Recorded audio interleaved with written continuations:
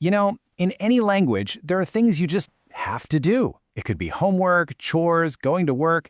It's just a part of life. So in this explainer, we're going to break down exactly how you express that feeling of obligation in Japanese.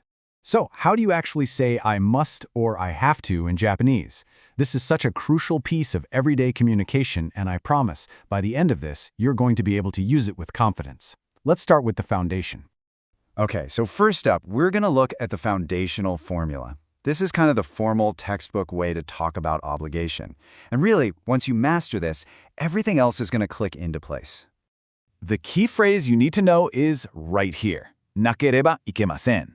This is your go-to for any formal situation. It translates perfectly to must or have to, and it has this distinct feeling of duty or requirement. It's really the most polite and complete way to say you have to do something.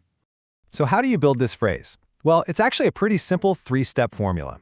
First, you take a verb and put it into its short negative form, the nai form.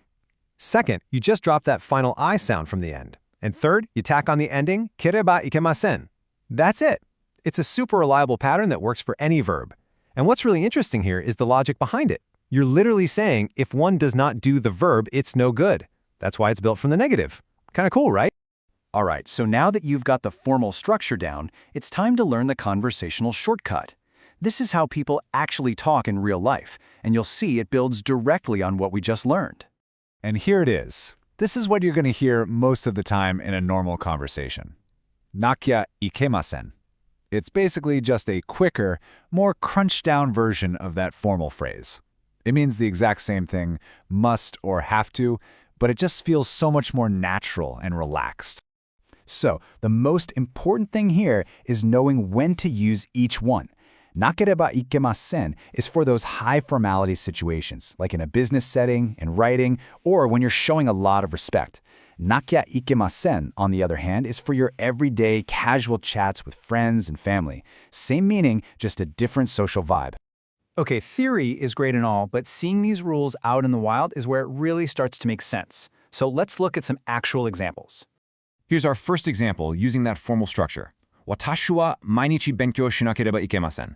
I have to study every day. Let's break it down. The verb to study is benkyou suru. Its nai form is shinai. We drop the I, which gives us shina, and then we add kereba ikemasen. Boom, a perfect formal statement of obligation. Let's look at another formal one. Kare wa byouin e ikanakereba ikemasen, which means he has to go to the hospital. The verb here is iku, to go. Its negative form is ikanai. So again, we just drop that final E and add our formal ending. You can almost feel how the grammar itself reflects the seriousness of the situation. And now let's see that casual form in action. Taro wa kyou hayaku kairanakia ikimasen. Taro has to go home early today. The verb kairu, to return, becomes kairanai in the negative. We drop the E, and then we add our new casual ending, kaya ikemasen. This sounds exactly like something you'd hear a friend say. So, we've covered the formal structure, we've learned the casual shortcut, and we've seen them both in action. Now let's just lock in the most important points from all this so you can start using this grammar today. Here are the three main things to remember. Number one, for formal stuff, like writing or showing respect, use nakereba ikemasen.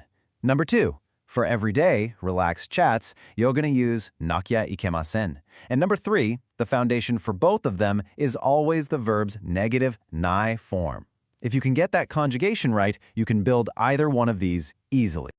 Okay, now it's your turn to actually make this real. Think about your day. What's one thing you absolutely have to do? Go on, find the Japanese verb for it, switch it to the nai form, and try saying the full sentence out loud. That's honestly the best way to turn this knowledge into a real skill you can use.